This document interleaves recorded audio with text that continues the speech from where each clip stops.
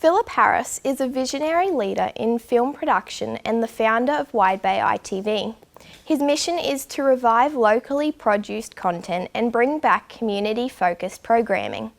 With his extensive experience as a producer, director and master trainer, Philip leads a talented team of professionals in creating engaging, long-form programs tailored to the local community.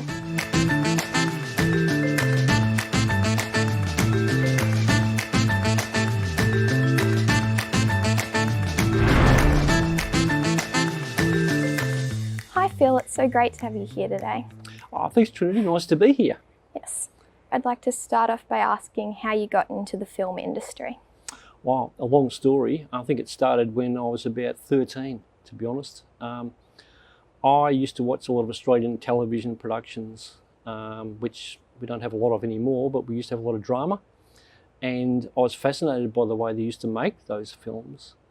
And it was all film back then, black and white. And I just had this passion. And so I saved up my pocket money and bought my first Super 8 film camera. And that would have been in about 1970. Why did you decide to go into this industry? I think I was just fascinated by the whole way of, we heard this whole saying of the dream factory. It was people, they were acting out stuff. And they were actually, I guess it was more the technology I was fascinated with. It was the lights, it was the sets, it was the cameras. And I just wanted to work in that industry. But back then there were no film schools. So I started going to all the libraries and haunting them and finding every book I could find on filmmaking and reading it and looking at stuff and going out and making little films with my brother and our friends with my little home movie camera. Yeah.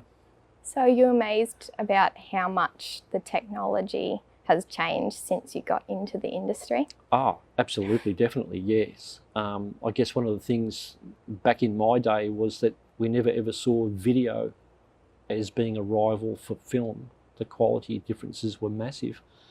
But now, of course, almost everything, even the movies in the cinemas, are made electronically. The old film stock that we used to put in cameras is pretty much gone. So technology is amazing now. Yeah. So what's your favourite part about this job and what you get to do here? My favourite part's got to be talking to people like yourself. Okay, people who have a passion for learning this stuff, because I come from that. Okay, I had the passion for it. And I love being able to help people along the way if I can. I mean, what we're doing here with Wide Bay ITV is, even though it's privately owned, it's a community project. It's to get the people involved with making programs about us. It's about what we do. It's about the things that we have a passion about.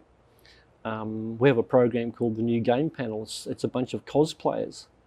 Now, cosplay is not my thing, but there is a bunch of people who love doing that, and they've made a program about it.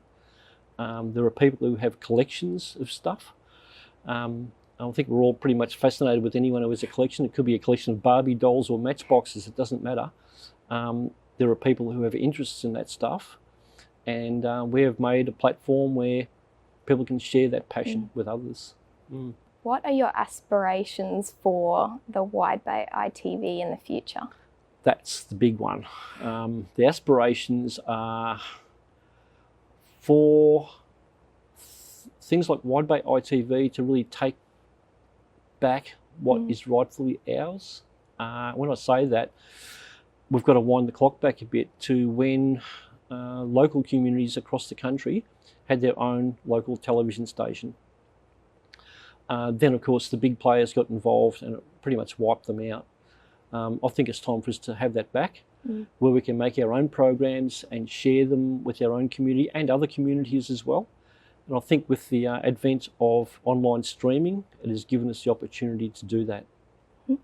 Wide Bay ITV is an example. I think we can do this across the state. We can do it in Cairns and in Townsville and wherever. We can have people making programs in those places and then sending them to us so we can upload it onto the website. So yeah, this is just the beginning of a long journey. So do you think having an internet-based sort of TV program is like the way of the future? Definitely the way of the future. I think if you start looking at things like, so my history has shown me the beginning, and I think in my lifetime the end of television as we know it. Okay, it started in 1956. I was born in 1957,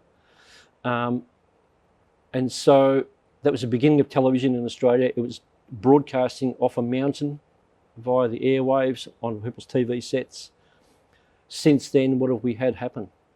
We've had cable television like Foxtel and Austar. It took away some of that audience from the main free-to-air broadcasters.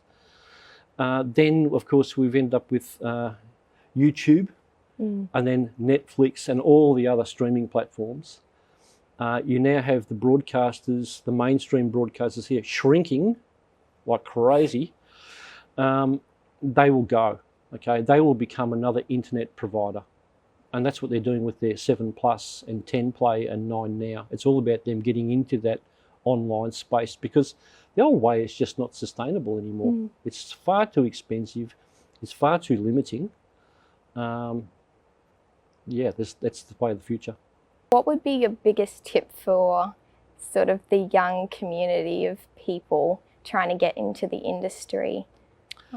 I guess, it's probably a tip, but more the biggest thing I think would be to follow your dream. If you have a passion for something,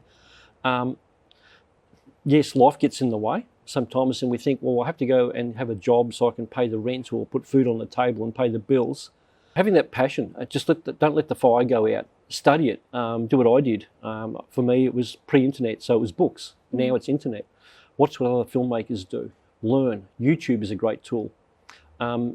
Start editing stuff, even if you shoot it on your phone. I think don't lose sight of your dream. Follow your passion for what you want to do. Now, whether that's in front of the camera or behind it. If you want to be a writer, write. If you want to be a director, learn how to shoot and how to edit, because they're the two key things you're going to need. How would you say someone with an interest in the area would get into something like Wide Bay ITV and sort of be on the radar of everyone in the industry? I think the way to do it is to certainly start making programs and putting them up there. We have got, somebody that I know, a person that I had working as a host on a TV program that I made at one point was a waitress. She worked on one of my programs for 7 years as the host and is now hosting a program on Channel 10. So that was a big step from being a waitress.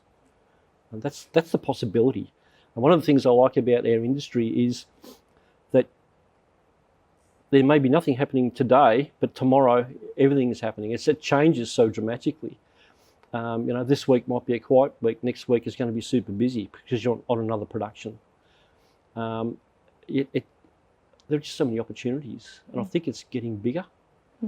I think with the whole online streaming thing, the opportunities are massive across the board. Whereas in the past you were limited to being employed by a 7, a 9, a 10, or an ABC. Now it's a lot bigger than that. So I think streaming has made it bigger. If people want to get involved and hone their skills, certainly get involved with Wide Bay ITV. Come and make programs, whether you want to be in front of the camera like we are now, or behind the scenes. There's a place for you here.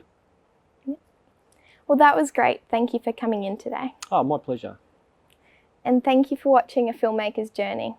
I hope to see you next time for our next episode.